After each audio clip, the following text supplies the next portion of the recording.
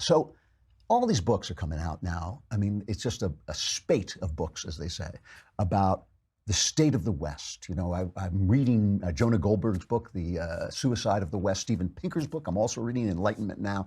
And all these, they all have this kind of Trump terror. They're invested with this Trump terror. This is not to comment on the quality of the books. You know, these are all really good writers, but they have this idea that suddenly things were going great and the science was making life better. And all that is true, by the way. Science is making life better. People live longer. Poverty is down. People, when you live past a certain age, your health tends to be better because we know more about nutrition and exercise. Medical care is better. All these things really are great. The world is at peace and has been at peace for quite some time. You know, there's not major wars breaking out. All of this is good. And somehow the threat to this is the people who went out and voted for Donald Trump. They're going back into this tribal past. You know, they're beating drums. You know how you are, you Trump voters. You paint your faces and then you go out and beat your drums and do human sacrifices. Stop doing that. You know, stop doing it. It's annoying the neighbors. But you know, the whole problem with this. And I have this whenever I'm sitting with my liberal friends or relatives, I get into this argument all the time. And they think I'm just picking on Barack Obama, but I'm not.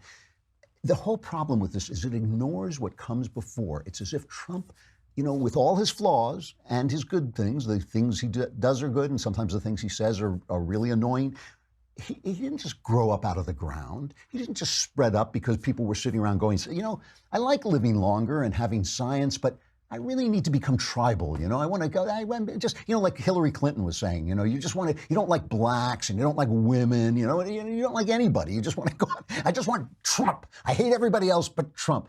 As if there were not just the 8 years of the Obama administration, but really 40 years of this relentless tirade against everything you hold dear, telling you that if you believed in the Constitution, it was because you believed in slaveholders who wrote the Constitution, you must be racist, telling you America is racist, telling you patriotism is jingoism, it's the same thing, telling you that if you thought, gee, you know, you like women who act like women more than you like women who act like men, oh my God, what a terrible thing. If women are different than men, you're fired. I'm sorry, you cannot say that women are different than men. If you have religious or philosophical objections to homosexuality, you should be driven out of business. Years of this stuff, years of being silenced and told you're no good.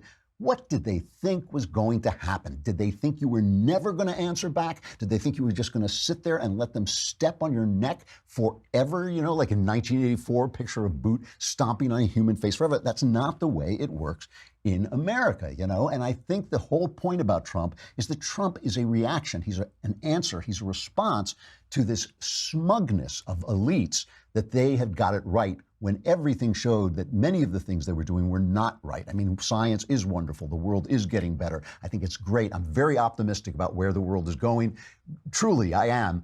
But that doesn't mean that everything the elites were doing, in fact, a lot of what the elites were doing were leaving people committing suicide by the dozens by opium.